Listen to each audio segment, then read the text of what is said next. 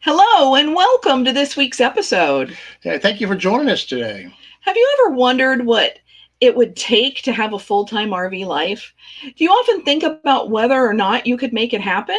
Hey, stay tuned. We're going to share with you three things that can help you when it comes to transitioning to that full-time RV lifestyle. The RV life. We're surrounded with the message that it's a life you have to wait until retirement to have and a life that only some can afford. And while it might be reality for those who want to believe that's true, we're on a mission to change that mindset and help people to stop wondering and start wandering to create a life they love. Join us in conversations about how to design your RV life. We're Bryan Luann Street, and this is the RV Living Show.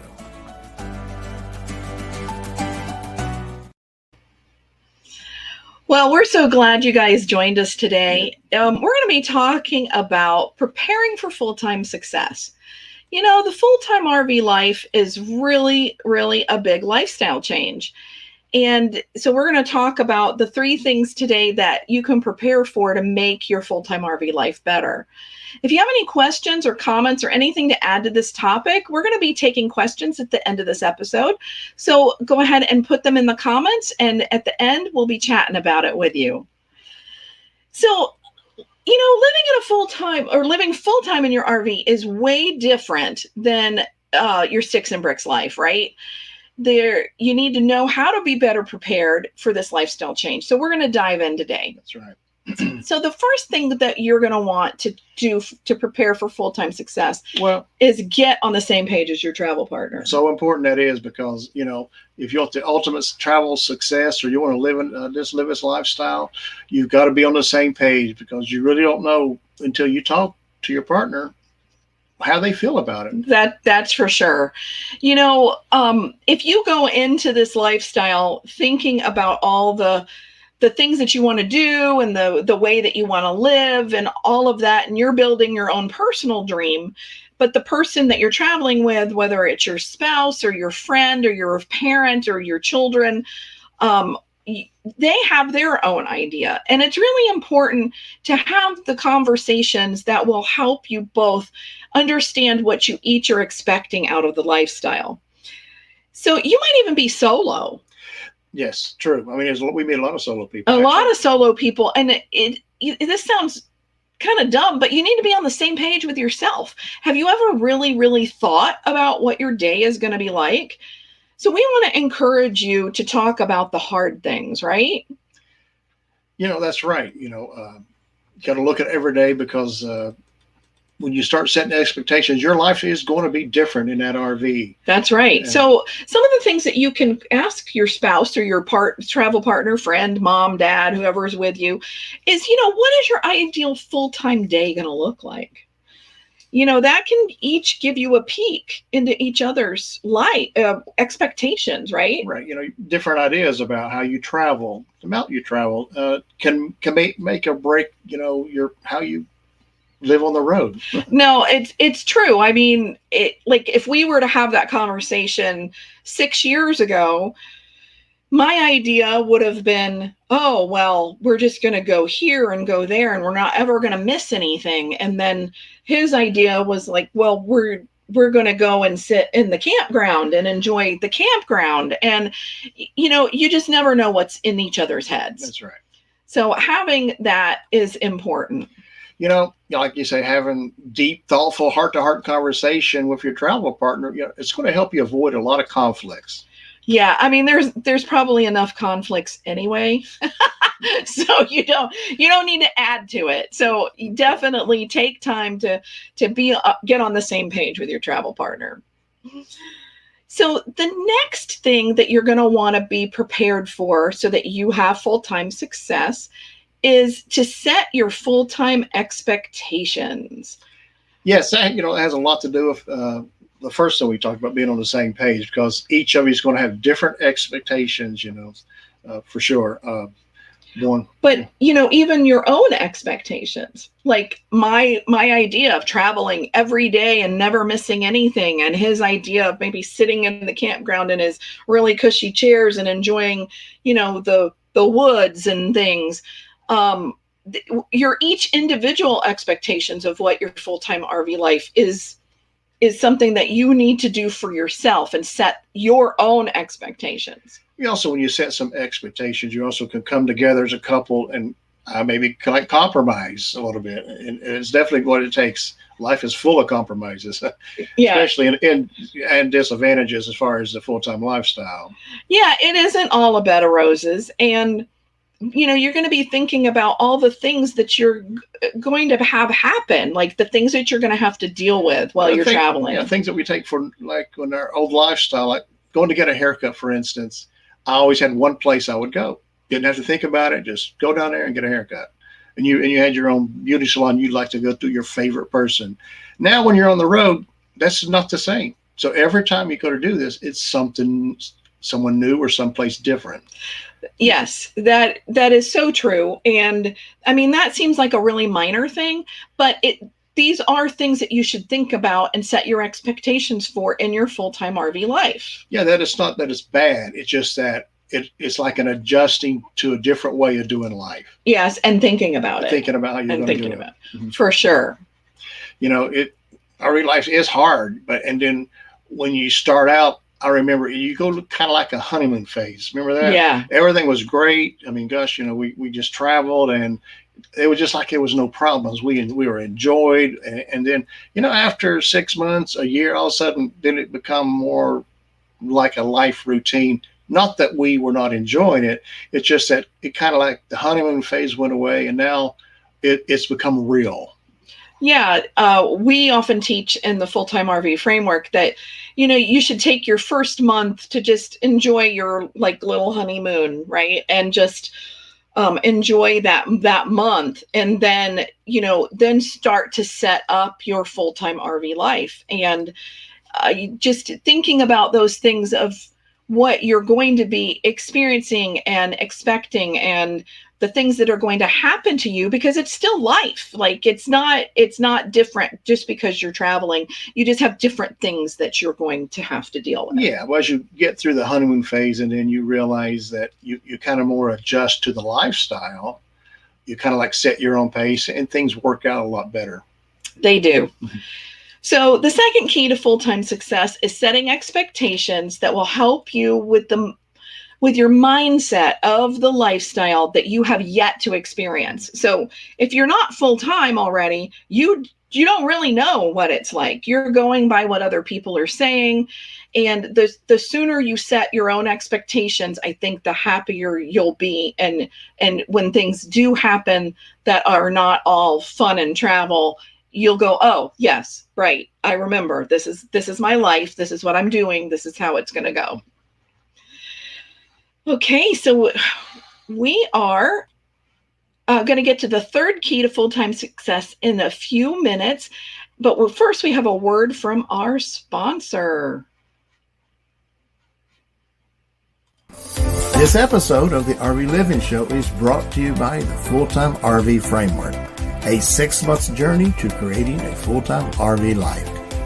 This program includes a 4-module 26-lesson video course, a bi-weekly freedom call on Zoom and group mentoring in a private community, downsized RV living course so you can learn to downsize with ease, the RV Your New Home blueprints so you can learn about your new home and how to use it, the Roadmap to RV Living Planner where you can plan your transition, full-time RV maintenance and budgeting, and a Make Money on the Road resource guide. Everything in one place so you can stop wondering and start wandering. Learn more about enrolling in this complete solution for transitioning to the full-time RV life at fulltimерvframework.com.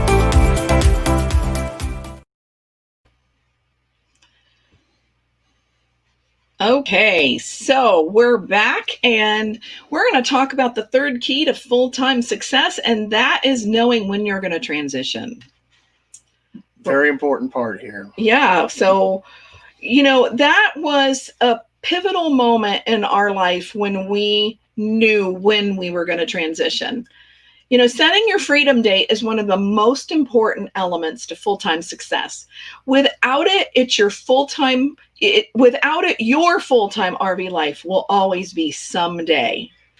I think that is so true, because we had thought about RVing for years, and we just kept kind of like making excuses. Maybe we'll do it down the road, or we didn't really understand what we were doing. But when we decided we got on the same page, and we put down that freedom date, it changed for us. Exactly. That was a pivotal moment for us. Well, otherwise you don't know what you're working towards. If you don't know when you want to full-time, or that date, that goal that you've set. We've talked about goals in the last couple episodes. Setting those goals, you won't accomplish what you want to. You won't necessarily get full-time, at least not full-time on purpose, or full-time with a plan where you haven't missed anything. So that's really important, is setting your goal, like knowing when you're going to transition. And then when you're working on that, you need to set that date and then work backwards, because you've got a lot of things to do between now and when that date is. And so putting all those things into place and working on all those action steps, it's really important. Yeah, at first, if you really kind of think about it and don't really go into too much detail, it seemed like it would be more of an easier transition. But it's really there's a lot of decisions. There's a lot of decisions in there, for sure. There are, for sure. It kind of surprised me. Yeah, I mean, one thing affects the other, and before you know it, you're into making all these decisions, and it can get a little overwhelming, but it's worth it, and you can do it for sure. But we have provided for you with this episode, you can click the link and get a Get Started Full-Timing roadmap.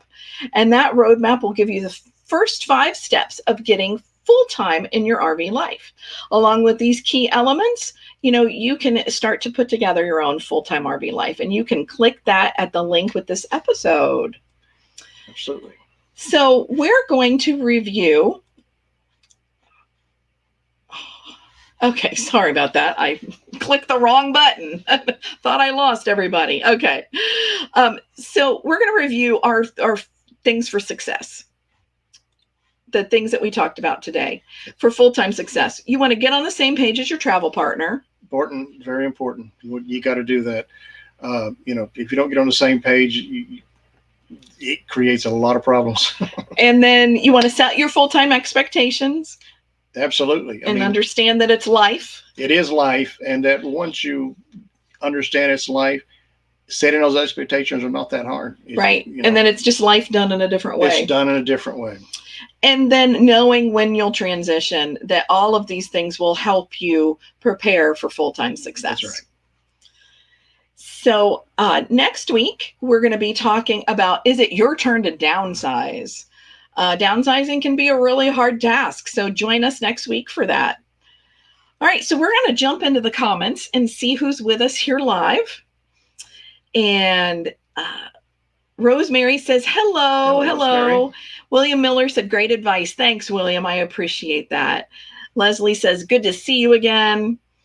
And hello, everyone. Our half dozen RV life. I love all this advice. We live in our RV, but aren't traveling yet. We plan to travel in a year. Well, awesome. I'm so glad. That's exciting, because that is really, really an important thing. Like, it's one thing to just live in your RV and never move. But then, they're made to travel, right? And that's what the life is about. And it doesn't have to be traveling all the time, but it's definitely a perk of living, owning, and being in your RV. Absolutely. You got to travel. That's very good. Joanne says, good morning. And our half dozen RV life, she says, downsizing is hard. It is hard. Rosemary's on here. She can tell you how hard that was for her. And we did it. We did it too. It's a hard journey, but it really, really can turn out to be something that you can somewhat enjoy, right? It's a tough thing to go through, but once it's done and you look back at it, you're surprised at how good you'll feel. For sure. Yes. So, Joanne says, how did you find a hairstylist on the road? I'm very particular. Well, so what I did is I asked my personal hairstylist before I left. I made sure that I knew what kind of color I got, because this is not all natural. Sorry, it's full disclosure, but what kind of hair color she used on my hair, all the details about that down to the brand. And I asked her to describe for me what I should tell another stylist on how my hair was cut. And that has really helped a lot. And I preview the salon before I go in, and I ask all of these questions, and I just make sure that I found, somebody that I'm comfortable with. Now, is that to say I've never had a bad experience? No, there's probably twice I've had a bad experience. My hair was never green or anything like that when we were done, but it probably just wasn't what I wanted when I left. So it's kind of learning to get clear in your communication so that you know what you're asking for and can make a good, make them understand what you want. Right now, yeah, my hair is not particularly important to cut, but I've also had some bad experiences. Right. And yeah, you can cut too much off and then be. I'm ready to look for another good one. Anybody got any recommendations? Oh gosh. Oh, William says letting go of my workshop will be hard for me. Oh yeah. No, I he can tell you. Yes, it really, really can be a difficult thing to let go of our things, but you do have to remember what you're doing it for, right? You're, going full time and you're trading stuff for memories. And that is so important to remember when you're doing that. Rosemary says her travels begin very soon. And she says that you have been so helpful in our transition. Well, Rosemary, thank you for that. I appreciate that. Nice. And Wayne says, good morning. Another good program. Oh, thank you so much. Joanne says, great ideas. Thanks, Luann. And William says, what do you do about vehicle repairs and servicing? That's a good question. Now, for our RV, it's not too hard for that because I can take it back to there's a lot of dealerships that we have a Tiffin. We take it to, we find somebody who sells the Tiffin, or we actually have been back to where they actually build them as well.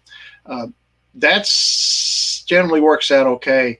Now, as far as the car is concerned, we haven't done a whole lot to our car as far as that. No, the thing is for us, we still have, it's not a home base because we don't own a home there, but we still consider it home because our daughter and grandchildren and son still live there. So we kind of hit there as we're traveling through the United States, especially when we're on the East Coast. We hit there once or twice, maybe 3 times a year, depending on how much we miss our grandchildren.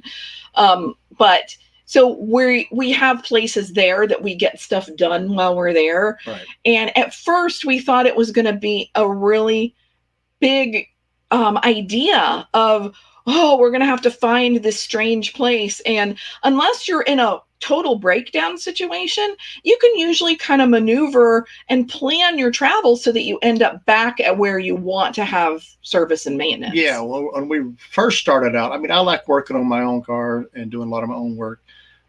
I planned kind of like to do that as we travel, but I found out it's really not easily done because the RV parks we go in places like that, there's really no place to work on your car. So I really found that it's better pretty much to go ahead and have some mechanic take care of it for me, like at a dealership for sure. Yeah, William says, I do my own vehicle repairs, service and repairs, so I know it's done properly. I totally agree with that. I would do it too if I had a place to work on them for sure. Yeah. So Maureen says, planning on RVing full time when a husband retires. Woohoo! Yeah, well, that's exciting. That is super exciting. And our half dozen RV life says, you guys are honest and lovely to talk to and listen to, that she enjoys our programs. And how long do we typically stay in one place? We usually stay, because we're still working. Okay. We're not retired. We produce this blog and our online content for you guys. And that's part of our job. I am also a medical practice administrator, so I have those duties also. So we tend to stay 3 weeks to a month when we do go somewhere, unless it's a high volume active, like we want to go see everything place, then we may stay a shorter time closer to that and then kind of get out at other places. So yeah, but now this year we'll say this, we've actually stayed a little bit longer because of COVID. Yeah. It's really, this year has been much longer. It's been a little bit longer. Yeah. Unfortunately, we want this kind of to pass so we can get back to normal. Maureen asked, what was our first RV? Our first RV was a Georgetown. What was it? Georgetown, Forest River, Georgetown. Yeah, it was 34-foot motorhome. And William says he's about 6 years from full-time due to wife still working, but still trying to plan ahead for a better start. Yes, that Absolutely. is super important. You can gather information and learn how to do it so that you're not so overwhelmed when you do start to make the transition. So good for you. Right. Okay. Oh, school for medical coding, our half dozen life. She says, I'm in school for medical coding and would like to work remotely. That's amazing. Yes. So keep on that path to try to figure that out. That can be done. Medical Absolutely. coding is a good thing. In fact, I can tell you that the practice I work for, we outsource to an RCM department that has people who work for them remotely. So there's that kind of work all over the place. So yeah, this year we've noticed a lot of people who's taken their jobs because of COVID on the road. Yes. I'm surprised at how many people we meet that are actually doing this. Yeah. Yeah, it's true. It's true. It's people are really seeing the benefit of being able to get outside of the box of life. And that's, what our full-time RVing offers you. Yeah, because of the changes this year, I would expect that maybe employers will start looking at remote work a little more positively. Yeah. You can see that already. Yeah. Yeah. Okay. So that's all for this week. And we will be back next week with, is it your turn to downsize? So don't miss that episode. That's going to be a good one. And we'll chat then. Thank you for joining us for the RV Living Show. We hope this episode helps you in creating an RV life you love. Until next time, we encourage you to stop wondering and start wandering.